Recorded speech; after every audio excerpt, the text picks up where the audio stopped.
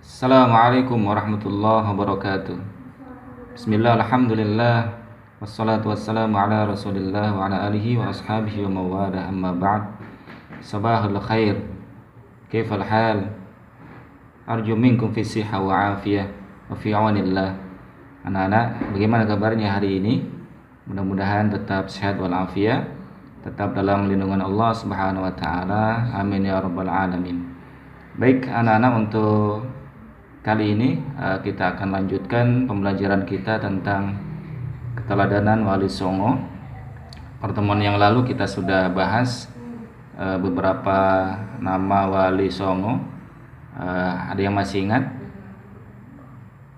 Baik, di antaranya yang pertama adalah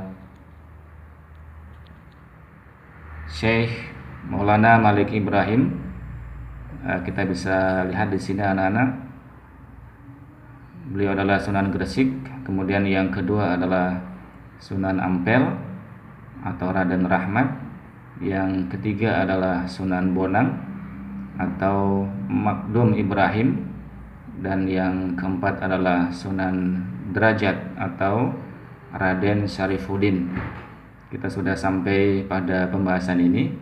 Dan selanjutnya anak-anak, kita akan kenal nama Sunan yang lain, yakni yang berikutnya adalah Sunan Kudus. Baik anak-anak, Sunan Kudus ini nama aslinya adalah Ja'far Shadiq. Beliau menyebarkan Islam di daerah Kudus, yakni di Jawa Tengah ya, dekat Demak dan sekitarnya. Beliau memiliki peran yang sangat besar dalam pemerintahan Kesultanan Demak. Beliau terkenal sebagai panglima perang, penasihat Sultan Demak, dan hakim peradilan negara. Dalam berdakwahnya anak-anak, Sunan Kudus ini berdakwah di kalangan kaum penguasa ya, atau kaum priayi di Jawa. Muridnya yang terkenal adalah Sunan Prawata, penguasa Demak, dan Arya Panangsang, Adipati Jipang Panolan. Tentunya anak-anak yang sudah pernah mengunjungi kota Kudus, ada masjid yang sangat terkenal ya di Kudus, yakni Masjid Menara Kudus. Berikutnya anak-anak, Sunan Giri atau nama aslinya adalah Raden Paku. Beliau putra dari Maulana Ishaq dan ia termasuk salah satu murid dari Sunan Ampel dan seperguruan dengan Sunan Bonang. Ia pernah menjadi hakim dalam perkara Syekh Siti Jenar. Kaitannya dengan Syekh Siti Jenar anak-anak bisa lihat atau bisa baca di literasi yang lain ya. Kemudian anak-anak, Sunan Giri ini mendirikan pesantren Giri namanya. Sama dengan kebanyakan sunan yang lain dalam berdakwah, beliau juga melakukan atau melalui kesenian ya, tembang yang cukup populer diantaranya adalah Jamuran, Jitunga, Delikan, dan Cublak Suweng. Anak-anak, ada yang bisa menyanyikan Cublak Suweng? Lagunya Cublak Cublak Suweng Suweng. Nah gitu ya. Berikutnya anak-anak, Sunan Kalijaga. Nama aslinya adalah Raden Said. Beliau putra dari Adipati Tuban, yakni Tumenggung Wilatikta. Baik anak-anak, selanjutnya kita akan mengenal Sunan Kalijaga.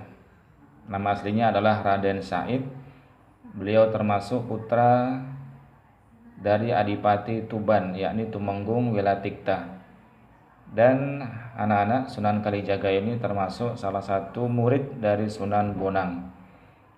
Beliau menyebarkan Islam di Tuban, Jawa Timur, dan sebagaimana wali-wali yang lain, beliau dalam menyebarkan agama Islam juga menggunakan sarana kesenian. Yang digunakan adalah wayang kulit dan tembang suluk. Ada yang familiar di telinga kita anak-anak, karya beliau adalah Lir Ilir ya. Kalau nggak salah lagunya seperti ini.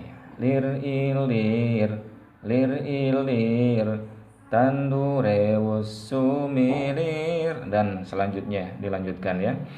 Kemudian satu lagi yang familiar di kalangan kita yakni gundul-gundul macul. Ya, siapa yang bisa nyanyi? Ya, silakan dinyanyi sendiri ya. Baik anak-anak, berikutnya adalah Sunan Muria. Nama aslinya adalah Raden Umar Said. Beliau adalah putra dari Sunan Kalijaga dan termasuk juga adalah adik ipar dari Sunan Kudus. Beliau tinggal di Gunung Muria, tepatnya adalah sebelah utara kota Kudus, Jawa Tengah. Sama halnya dengan ayahnya, yakni Sunan Kalijaga, beliau Sunan Muria juga menggunakan kesenian dan gamelan wayang sebagai sarana berdakwah. Seperti juga ayahnya. Adapun sasaran dakwahnya anak-anak, kalau tadi kita mengenal atau pada pelajaran yang sebelumnya kita mengenal Sunan Kudus, dalam berdakwah beliau sasarannya adalah para penguasa. Namun untuk Sunan Muria ini sasarannya adalah para pedagang, nelayan, pelaut, dan rakyat jelata. Yang terakhir anak-anak, Sunan yang kita kenal adalah Sunan Gunung Jati. Nama aslinya adalah Syarif Hidayatullah. Kalau sunan-sunan sebelumnya kita jelaskan di daerah Jawa Tengah dan Jawa Timur.